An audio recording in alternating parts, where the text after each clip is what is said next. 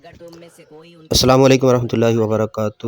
حضرت عیسیٰ علیہ السلام کو آسمانوں پر کیوں اٹھایا گیا، اس ویڈیو کا پارٹ نمبر 2 سماعت کیجیے۔ ہوگا ان نبی پر اللہ تعالیٰ کی طرف سے ایک مبارک اور مقدس کتاب نازل ہوگی جس کا نام القرآن ہوگا۔ جو کوئی اس کتاب کی تلاوت کرے گا اور احکامات کے مطابق عمل کرے گا وہ اللہ کے نزدیک سب سے افضل اور بے حساب ثواب پانے والا ہوگا۔ تم سب اس نبی مکرم پر دل کی گہرائیوں سے درود و سلام بھیجتے رہو، کیونکہ وہ ایسے نبی ہیں جن پر خود اللہ تعالیٰ اور اس کے تمام فرشتے درود بھیجتے ہیں۔ حضرت عیسیٰ علیہ السلام نے آگے فرمایا، وہ مبارک نبی جن کا میں ذکر کر رہا ہوں اللہ رب العالمین کے حبیب اور محبوب ہیں۔ اللہ تعالیٰ نے انہیں اپنا خلیل قرار دیا ہے۔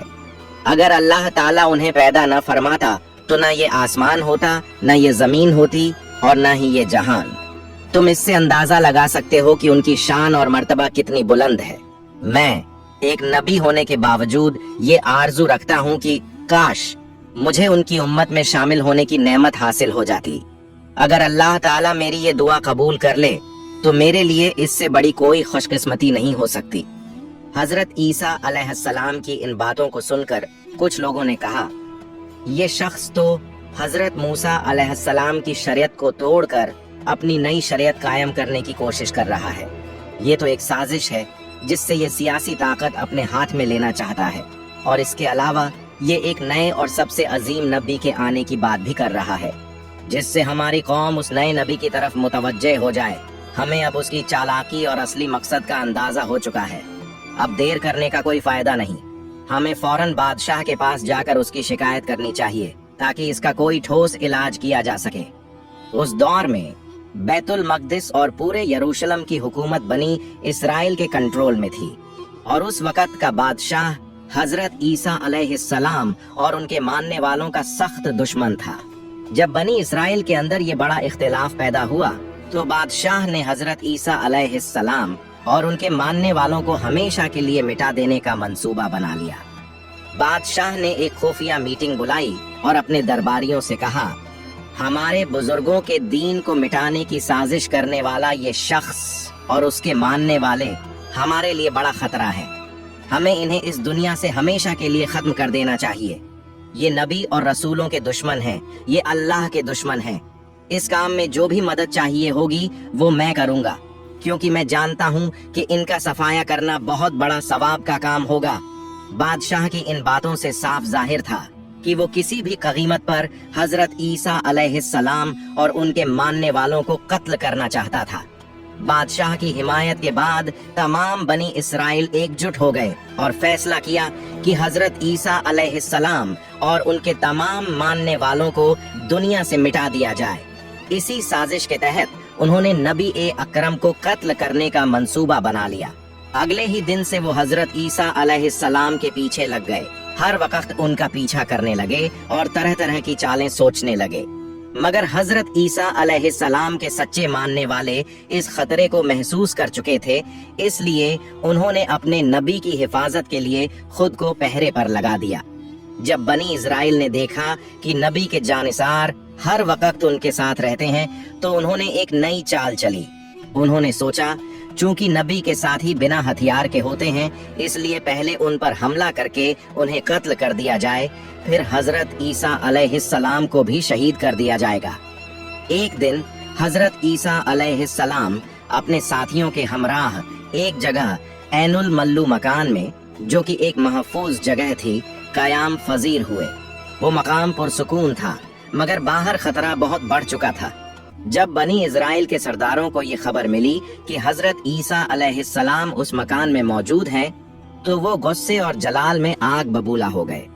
انہوں نے اپنے سپاہیوں کے ساتھ مل کر حضرت عیسیٰ کو گرفتار کرنے کا منصوبہ بنایا اور اسی وقت اس مکان کو چاروں طرف سے گھیر لیا۔ سپاہیوں نے زور زور سے دروازہ کھٹکھٹایا، شور مچایا، اور آخر کار ان میں سے ایک سپاہی قتل کی نیت سے اندر داخل ہوا، مگر ٹھیک اسی لمحے اللہ تعالیٰ نے اپنا ایک فرشتہ بھیجا۔ وہ فرشتہ حضرت عیسیٰ علیہ السلام کے پاس آیا اور اللہ کا پیغام دیا، اے عیسیٰ، میں تمہیں اپنی طرف اٹھا رہا ہوں اور تمہیں کافروں سے بچا لوں گا۔ और फिर एक बड़ा मौजज़ा हुआ।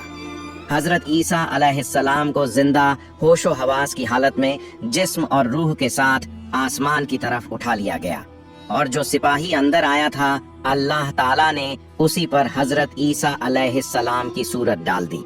जब वो बाहर निकला तो बनी इजराइल के सिपाहियों और सरदारों ने उसे देखा और समझ बैठे कि यही हजरत ईसा हैं। उन्होंने उसी शख्स को गिरफ्तार कर लिया और बुरी तरह मारना शुरू कर दिया। वो कुछ समझ ही नहीं पाया कि आखिर उसके साथ हो क्या रहा है।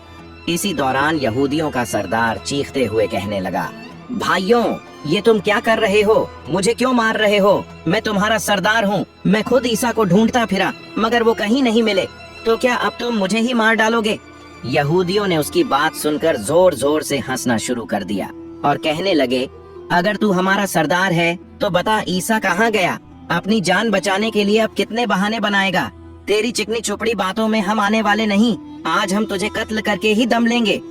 उसे इस बात का बिल्कुल इल्म नहीं था कि उसका चेहरा बदल चुका है और वो हूबहू हजरत ईसा अलैहिस्सलाम जैसा दिखने लगा है। घबराहट में वो फिर चिल्लाने लगा, भाइयों, तुम लोग गलती कर रहे हो। मैं तुम्हारा ही सरदार हूँ। जिसे कत्ल करने के लिए हम यहाँ आए थे वो तो यहाँ है ही नहीं। मुझे लगता है वो कोई जादूगर है। मगर कौन सुनने वाला था? यहूदियों ने अपने ही सरदार को पीट पीट कर बेहोशी की कगार तक पहुंचा दिया। वो कहता रहा, बनी इस्राएल के लोगों, खुदा की कसम, मैं ही तुम्हारा सरदार हूँ। मुझे नहीं पता कि मेरी शक्ल कैसे बदल गई। अगर तुम्हें मैं हजरत ईसा जैसा नजर आ रहा हूँ तो यकीनन ये अल्लाह रब्बुल आलमीन की कुदरत है। मुझे अब यकीन हो गया है कि हजरत ईसा अलैहिस्सलाम अल्लाह के सच्चे नबी हैं और अल्लाह ने उन्हें महफूज रखने के लिए अपनी कुदरत का करिश्मा दिखाया है। जब यहूदी सरदार ने हजरत ईसा को अल्लाह का नबी मान लिया तो बनी इजराइल के लोग और भी ज्यादा गुस्से में आ गए। उन्होंने बगैर देर किए उसे फौरन सूली पर लटका दिया। वो सरदार चीख चीख कर कहता रहा, बचाओ बचाओ, मगर कोई सुनने वाला नहीं था। आखिरकार उन्होंने उसे सूली पर चढ़ाकर उसकी जान ले ली। इस मंजर को देखने के लिए वहां भारी भीड़ जमा हो गई थी। जब सरदार की मौत हुई तो लोगों में बहस छिड़ गई।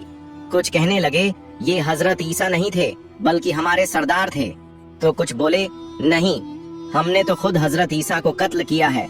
यहूदी आपस में लड़ने लगे, तलवारें निकल आईं और उनमें बड़ा फसाद शुरू हो गया। अधिकतर लोग हैरान परेशान हो गए क्योंकि उन्हें समझ नहीं आ रहा था कि हकीकत आखिर है क्या। ये सब कुछ अल्लाह रब्बुल आलमीन की कुदरत का करिश्मा था। इन्हीं हालात को देखकर हजरत ईसा अलैहिस्सलाम की गैर मौजूदगी में बहुत से लोगों ने उन पर ईमान ले आया। उन्होंने कलमा पढ़ा और हजरत ईसा अलैहिस्सलाम की शरीयत के मुताबिक जिंदगी गुजारने का अहद कर लिया। मगर अब सवाल ये था, हजरत ईसा अलैहिस्सलाम कहाँ हैं? इस सवाल ने सबको परेशान कर दिया। लोग उन्हें ढूंढते हुए इधर उधर भटकने लगे। कुछ लोग उनके खुलफा के पास पहुंचे और असलियत जानना चाहा। खुलफा ने बताया, अल्लाह रब्बुल आलमीन ने अपने नबी को इज्जत के साथ चौथे आसमान पर उठा लिया है। हदीस शरीफ में बयान किया गया है कि कयामत से पहले एक ताकतवर काफिर आएगा जिसका नाम दज्जाल होगा। जब दज्जाल का फितना अपने आखिरी मकाम पर पहुंचेगा तब अल्लाह रब्बुल आलमीन हजरत ईसा अलैहिस्सलाम को दोबारा इस दुनिया में भेजेंगे, मगर इस बार वो हजरत मोहम्मद सल्लल्लाहु अलैहि वसल्लम के उम्मती बनकर आएंगे। हजरत ईसा अलैहिस्सलाम के आने के बाद वो दज्जाल को कत्ल करेंगे और मुसलमानों के साथ मिलकर एक इस्लामी निजाम कायम करेंगे। इस बार दुनिया में अदल और इंसाफ का दौर आएगा। हदीस शरीफ में ये भी बताया गया है कि हजरत ईसा अलैहिस्सलाम इस दुनिया में दोबारा तशरीफ लाने के बाद 40 साल तक जिंदा रहेंगे। इस दौरान वो अदल, अमन और इंसाफ का निजाम कायम करेंगे। फिर जब उनका इंतकाल होगा तो उन्हें रसूलुल्लाह सल्लल्लाहु अलैहि वसल्लम के रोजा मुबारक के पास दफन किया जाएगा। अल्लाह रब्बुल आलमीन हम सबको हजरत ईसा अलैहिस्सलाम के इस अहम वाक़ये से इबरत हासिल करने और अपनी जिंदगी में नेक अमल करने की तौफीक अता फरमाएं, आमीन। प्यारे दोस्तों, अगर आपको मेरी वीडियो पसंद आई हो तो इसे लाइक करें और मेरे चैनल को सब्सक्राइब करें। मिलते हैं अगली वीडियो में। फी अमानिल्लाह।